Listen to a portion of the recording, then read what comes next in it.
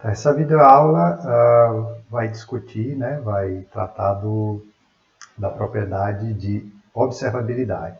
Né? Então, na videoaula anterior nós falamos de controlabilidade, né? E agora é uma propriedade que a gente vai ver que é uma propriedade dual, né, a observabilidade. Mais para frente vamos explicar melhor o que seria isso. A observabilidade se refere à possibilidade de se determinar o estado inicial, conhecendo-se a entrada aplicada e a saída medida em um intervalo do tempo, né, começando do instante inicial.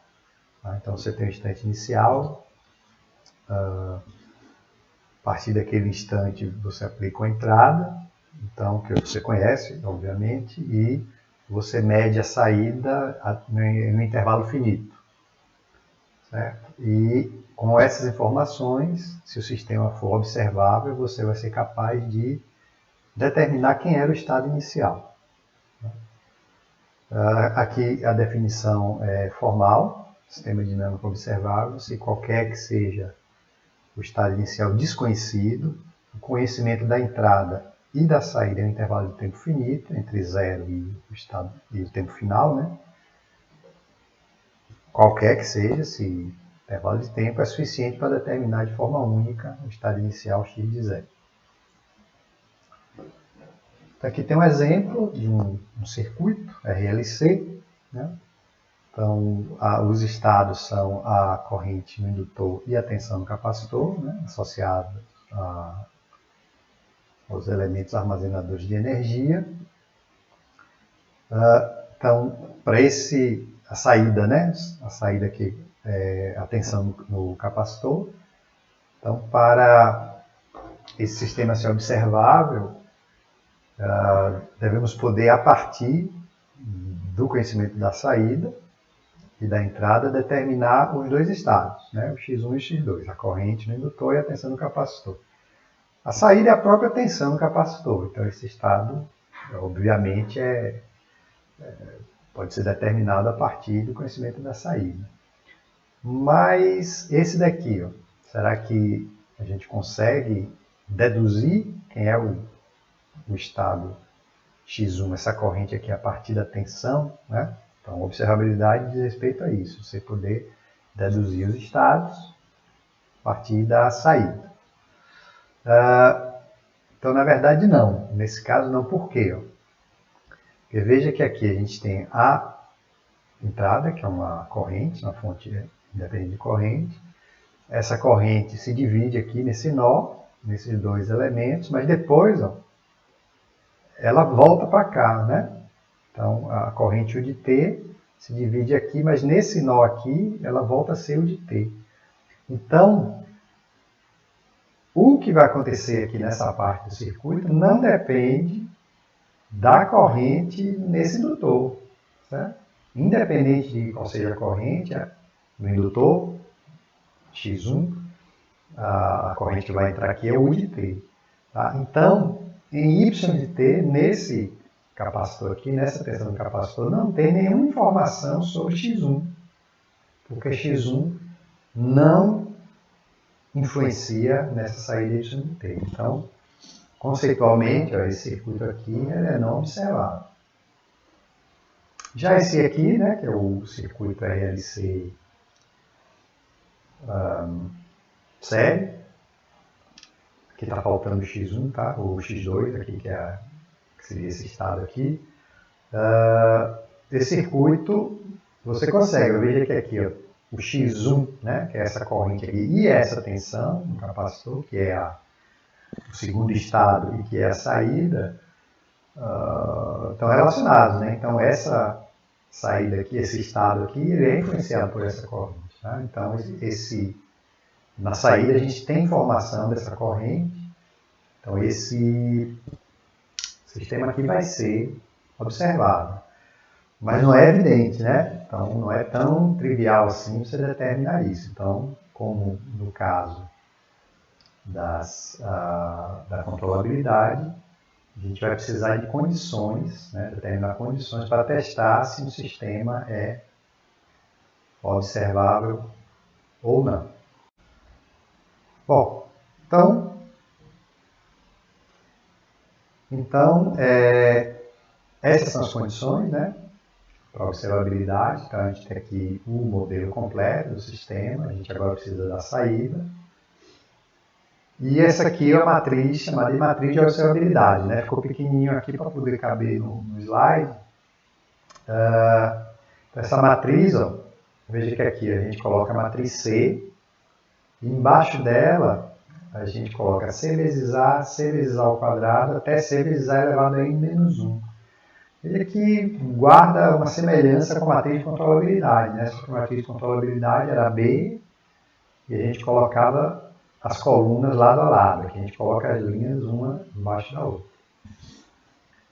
Então, é possível demonstrar, caso contínuo é um pouquinho complicado, caso discreto é mais simples, que esse sistema é observável somente se o posto dessa matriz é igual a n. Né?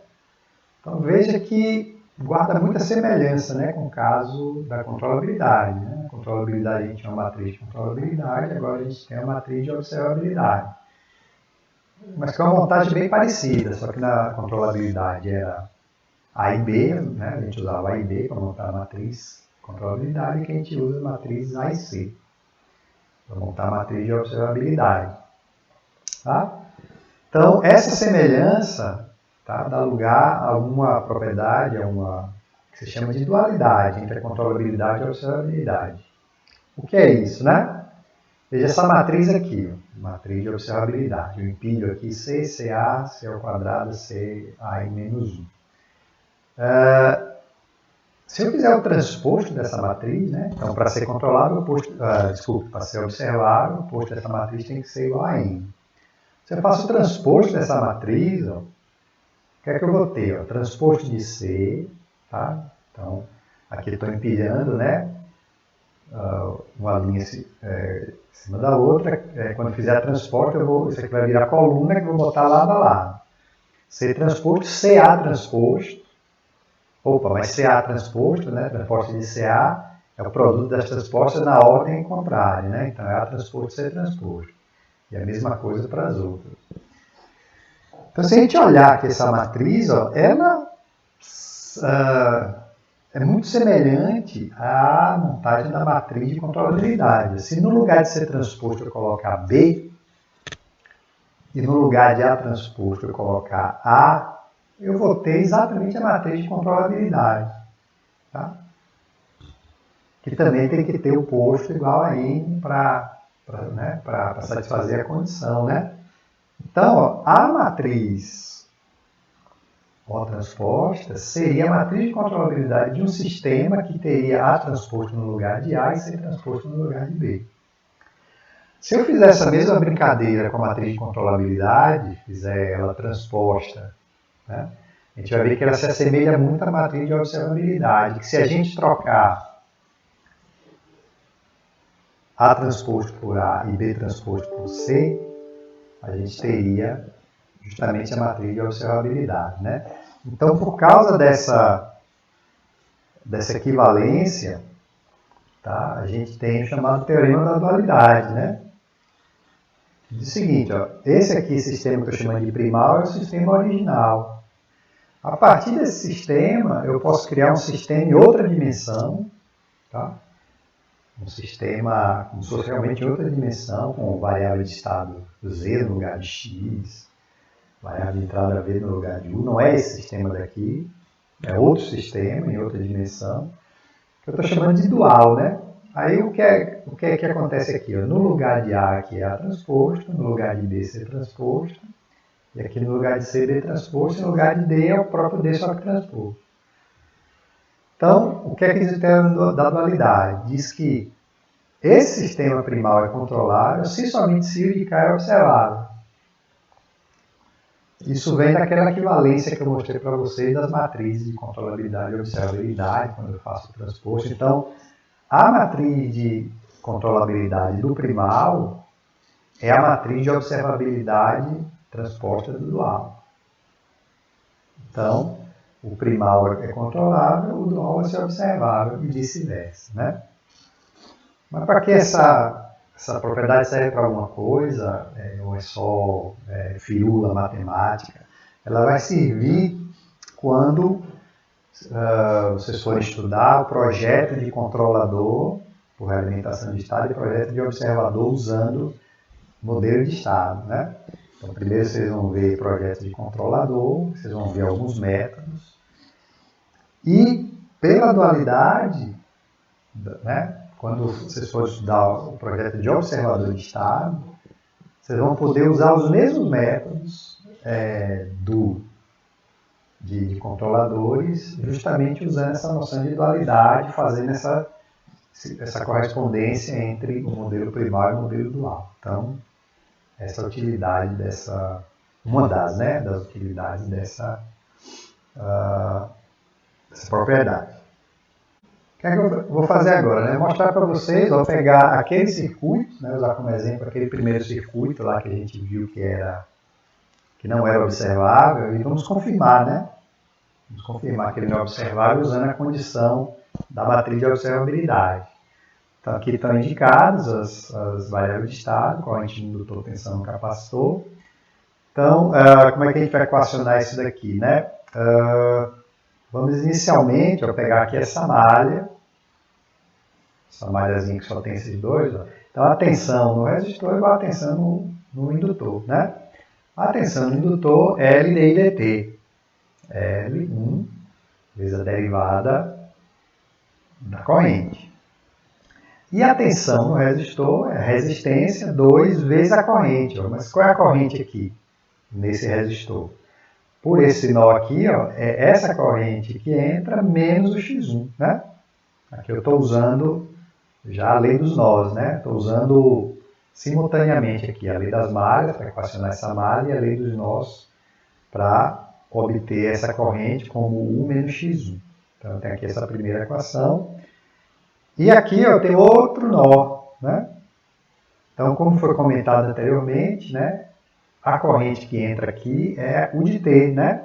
Ela se divide aqui e depois volta. Então, U de T é a corrente no capacitor, mas corrente no resistor. A corrente no resistor é a tensão, que é X2, a tensão no resistor dividido por 1. E a tensão no capacitor C dV dt, 1 vezes a derivada da tensão X2 ponto. E a saída é o próprio X2. Então, rearrumando aqui essas equações, para colocar na forma matricial, a gente fica com esse modelo de estado aqui. Tá? A matriz de observabilidade, CCA, né? Acaba aqui no CA elevado à primeira, porque o sistema tem duas variáveis de estado. Essa é a matriz de observabilidade, C, a primeira linha, e CA, C vezes a matriz A, essa linha daqui. Né? Então, claramente, o oposto dessa matriz é 1. Né? Essa linha aqui, ela é múltipla da primeira linha. Então, só tem uma linha LI posto igual a 1. Então, sistema não controlável, sistema não observável, como a gente já tinha deduzido no começo, né, da videoaula. Sistema massa-mola, né? Aqui outro exemplinho, tá, físico, né? Então aqui eu tenho o de T aqui não está indicado, é uma força, tá? Puxando aqui a massa, tem um atrito aqui com o chão e tem uma mola colada aqui na parede, com constante K, coeficiente de atrito viscoso B, e aqui a posição, né? Posição da massa. Então, tipicamente, no sistema mecânico, as variáveis de estado são posição e velocidade. Posição tem a ver com energia potencial aqui, né? A força elástica tem a ver com o deslocamento. A velocidade tem a ver com a energia cinética. Então, com essa escolha, tá? Você pode modelar de outras formas, tá? Estou fazendo aqui uma forma bem simples, só para a gente analisar a observabilidade. Aqui, como a x2 é a velocidade, né? Então a velocidade é derivada da posição, tá? Eu tenho aqui a primeira equação de estado. A segunda lei de Newton diz que a soma das forças em direção é a massa vezes a aceleração. Então aqui eu tenho a força U de T puxando e tenho duas forças contrárias, né? A força elástica, que é proporcional à posição, menos kx1, e a força de atrito, né, que é proporcional à velocidade, que é x2. Tá? Igual a massa vezes a aceleração, que é a derivada da velocidade. Então, esse aqui é o modelo, né, a equação de estado. E aqui a gente vai analisar duas situações, né? A gente pode escolher como variável de saída a posição ou a velocidade. Se eu escolher a posição, o y vai ser x1, então a matriz C vai ser 1, 0.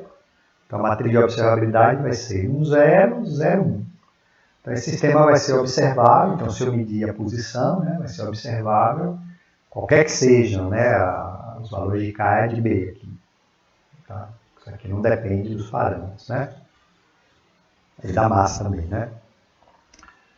Já se eu escolher como saída a velocidade, o x2, tá? Aí a matriz C vai ser 0, 1. E a matriz de observabilidade vai ser essa daqui. Ó. Então, o posto dessa matriz é 2, em princípio, né? Se K for diferente de 0, né? Se K for diferente de 0, o posto dessa matriz vai ser 2. E o sistema vai ser observável. Já se K for igual a 0, tá? Se não tiver a força elástica, eu vou ficar com uma coluna de zeros, esse sistema, o posto dessa matriz vai ficar 1, o sistema vai ser não observável. Por quê? Porque quando eu tenho a força elástica aqui, então, se eu estou pegando como saída a velocidade, eu quero observar a posição, né? Então, se eu tenho aqui a força elástica, a posição vai depender da velocidade, né? Porque tem a força elástica, tá, né? Até se a gente pegar aqui por essa equação aqui, né? O x1, né, que é a posição, ele depende, né? Ele depende vai ser influenciado pelo x2, que é a velocidade. Agora, se eu não tiver essa força elástica, né, a posição não vai ser afetada pela velocidade. Tá certo? Então a gente não vai conseguir determinar a posição a partir da velocidade, né? Ah, mas eu não pego a velocidade, integro e determino o deslocamento? Sim, você determina o deslocamento. A partir da velocidade você consegue determinar quanto de distância foi percorrido, mas você não vai conseguir determinar qual era a posição inicial. Tá certo? Então, nesse caso, quando você não tem essa força elástica, o sistema seria não observável, como deduzir, né? Como a gente constatou aqui fazendo o teste da matriz de observabilidade. Do mesmo jeito que a gente fez no estudo, né? No caso lá da controlabilidade da função de transferência, quando o sistema era não controlável, vamos fazer a mesma coisa quando o sistema é não observável. Então eu peguei aqui esse sistema, e aqui na matriz B eu tenho B1 e B2 quaisquer, tá? Desconhecidos. Aí eu calculo a matriz de observabilidade e vejo que a segunda linha é menos 2 vezes a primeira linha. Então, essa matriz só tem uma linha LI, então o posto dela é 1. Então, esse sistema não é observável, né? O posto teria que ser 2. Então, vamos calcular a função de transferência. C inversa de SI menos A vezes B, né? Então, aqui, ó, 1 sobre o determinante de SI menos A, e aqui é a adjunta de SI menos A. Tá? Aqui que eu já passei 1 sobre o determinante para a esquerda. C e aqui B.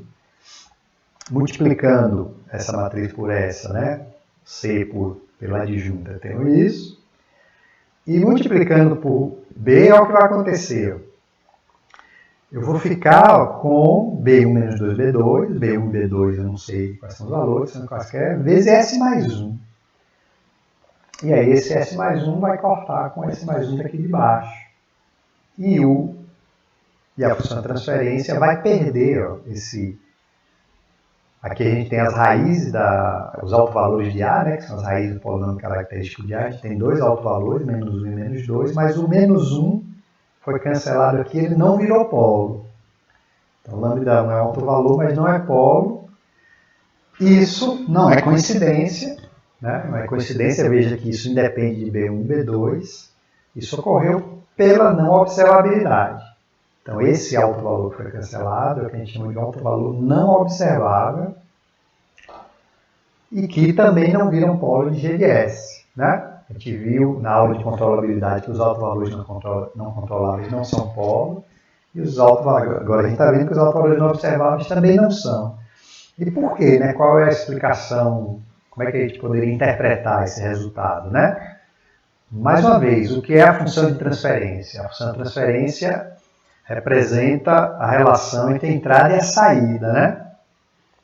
Então, quando você tem, né, a função de transferência não tem informações das variáveis internas. Então, quando o sistema é não observável, então tem uma dinâmica do sistema. No caso, a dinâmica é representada pelo alto valor, né? O alto valor menos 1 gera um termo exponencial de menos t na resposta. Então, essa dinâmica não vai aparecer na saída. Tá certo? Você mede a saída, então a saída não vai ter exponencial de menos t, né? Como componente da resposta, né? Então, por isso, essa dinâmica, esse alto valor não vai aparecer na função de transferência. Tá? Então, a gente viu que tem duas razões, duas situações em que em que autovalores não entram na função de transferência. Quando o sistema não é observável, os autovalores não observáveis não são vistos na saída, então não aparecem na função de transferência. Quando o sistema não é controlável, os autovalores controláveis não são afetados pela entrada. Então, eles também não fazem parte da função de transferência. Tá? Então, em relação à observabilidade, é isso. A dinâmica é representada pelos autovalores não observáveis não são representados na saída. A gente, no caso da controlabilidade, fez uma mudança de variáveis para separar as partes não controlável e controlável. A gente pode fazer a mesma coisa aqui para separar as partes observáveis, observável e não observável. Então, a gente tem a matriz de observabilidade. Então, para a gente precisar fazer essa separação, o sistema tem que ser não observável, né? Senão não tem necessidade de fazer a separação. Então, a gente está supondo que o posto da matriz O é menor do que N, o sistema é não observável, N2 menor do que N. E a gente vai fazer uma mudança de variáveis, né? Aí começa a mudança de variáveis. Então, no caso da matriz da decomposição de controlabilidade, a gente montava a partir das colunas da matriz de controlabilidade. Aqui a gente vai montar a partir das linhas da matriz de observabilidade. Então, a gente pega aqui de P1 até Pn2, a gente pega N2 linhas LI da matriz de observabilidade. E depois a gente completa com linhas arbitrárias, de modo que essa matriz P aqui seja inversível, né? Só que a matriz de transformação não é essa matriz P, é a inversa dela. Então, a matriz Q é a inversa dessa matriz aqui. A matriz Q é a matriz que a gente faz, que usa para fazer a transformação. E ao fazer a transformação, olha como ficam as matrizes. Elas ficam nesse formato, onde o subíndice O se refere a observável e NO não observável, né? Então, aqui a parte observável em cima, a parte não observável embaixo. E esses zeros aqui que definem, né, essa decomposição. Então, por que a NO é não observável, né? Veja o seguinte, ó. XO, essa primeira equação aqui, XO ponto igual a AOXO mais BOU. Então, vejam aqui, XO não depende de XNO. Ó, XO só depende dele mesmo da entrada. Então, em XO não existe nenhuma informação, não tem nenhuma informação sobre XNO. E a saída, por causa desse zero aqui, só depende de XO. Então a saída só depende de uma variável, XO, que não depende de XNO. Então XNO não vai aparecer na saída. A saída não tem nenhuma informação de XNO, por isso ele é não observável. Tá? Os autovalores de ANO são os autovalores não observáveis que não vão aparecer na função de transferência. E também a propriedade semelhante ao do caso de controlabilidade é que a função de transferência do sistema original é igual à função de transferência do subsistema observável. Tá? Justamente porque os autovalores não observáveis não vão aparecer na função de transferência. Aqui, aquele exemplo que a gente acabou de ver, que era não observável, eu coloquei aqui valores agora na matriz B. Tá? Então a gente já tinha visto que era não observável. E aqui eu vou montar a matriz de transformação, que é a matriz de observabilidade. Então eu pego N2, N2 agora é 1, né? Uma linha LI, pode ser a de cima ou pode ser a de baixo, né? Eu escolhi a de cima. E aí eu completo com uma linha qualquer para que essa matriz seja inversível. Eu botei 0,1 até para as contas ficarem mais fáceis. Eu vejo que o determinante aqui é 1. A inversa para ficar bem fácil. E aqui as transformações das matrizes. Então vocês podem ver que a matriz A barra, B barra e C barra ficaram no formato indicado aqui. Então isso sempre funciona, sempre é possível fazer. Então aqui o que a gente identifica? Alto valor observável, né? Menos 2, alto valor não observável. Foi esse aqui que caiu fora da função de transferência. Né? Quando a gente fez aquela conta, o menos 1. Tá? E a função de transferência, se eu for calcular, eu só preciso calcular a função de transferência da parte observável. Né? Então, C observável, que é 1. S e menos A observável é só o menos 2 no escalar, então fica S mais 2 inversa, vezes B observável, que é menos 1.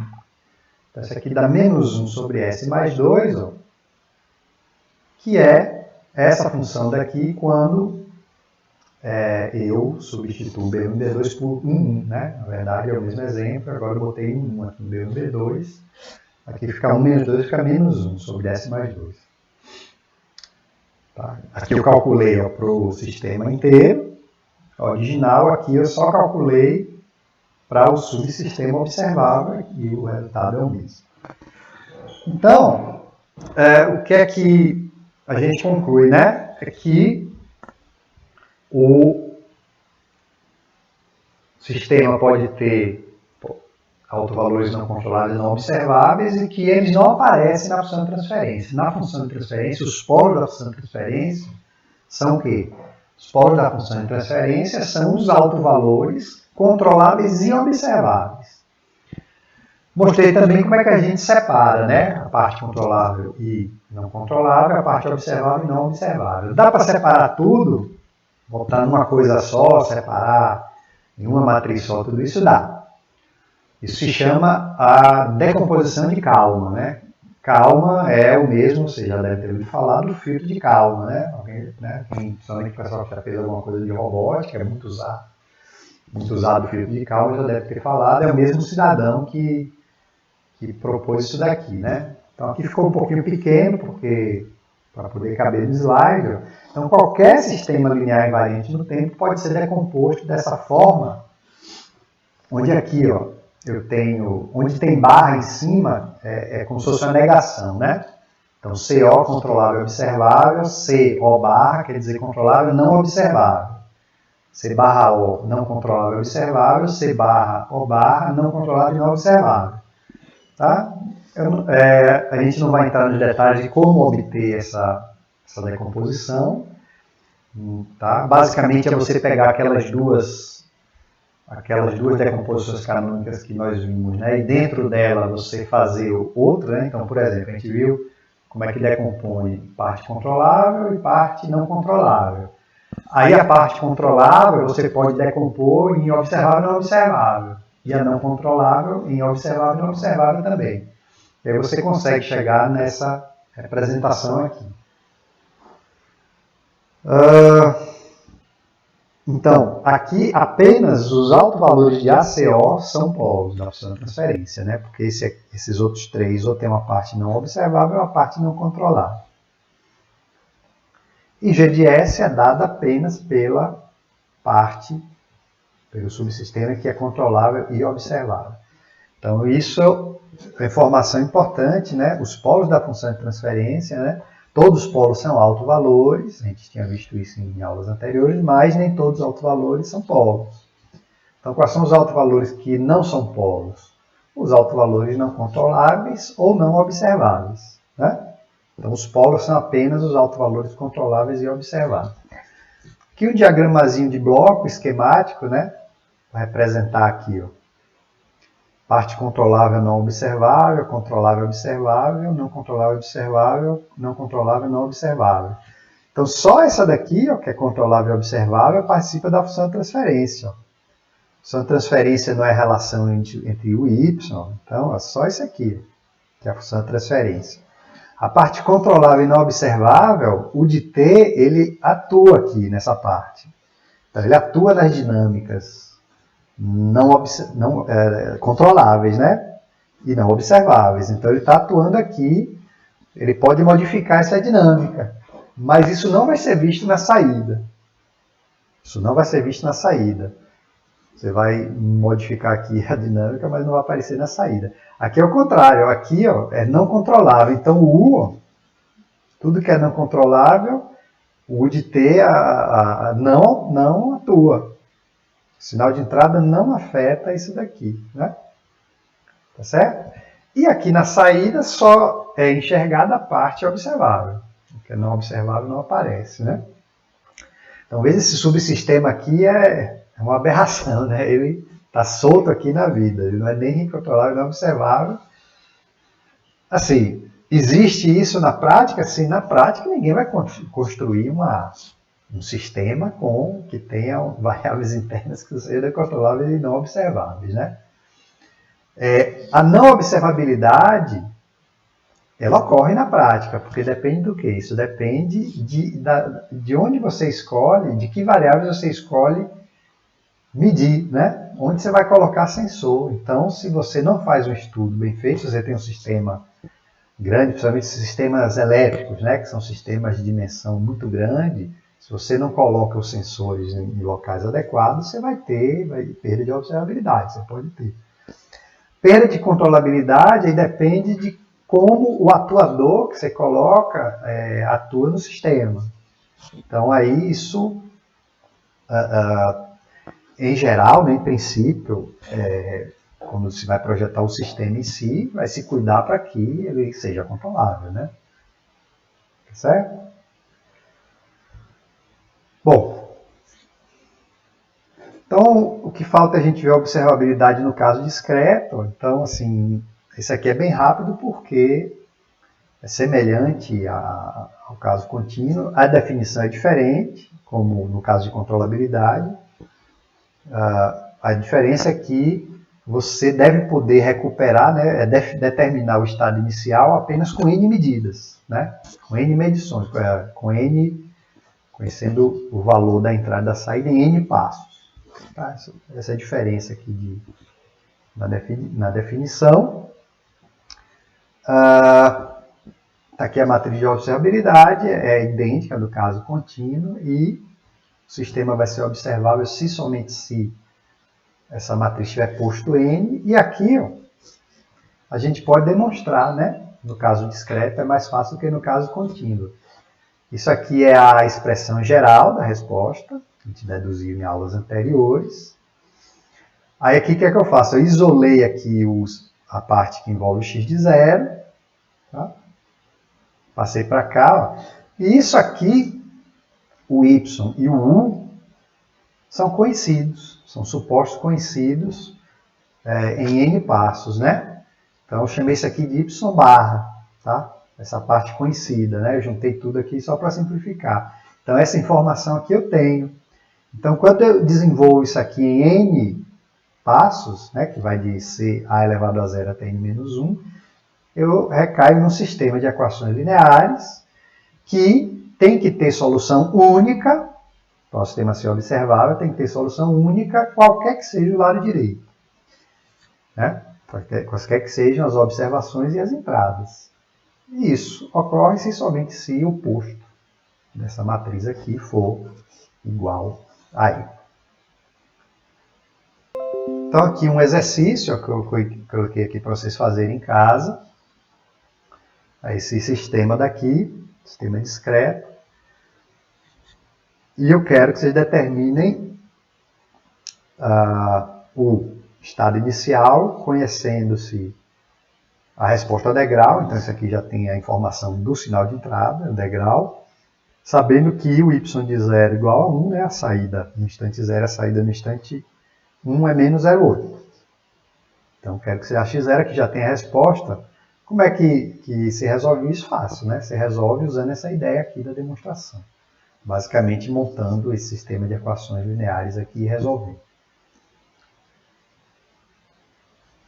Separação de Kalman. Separação da parte observável, não observável, autovalores observável, não observável, função de transferência, tudo idêntico ao caso contínuo. A gente não precisa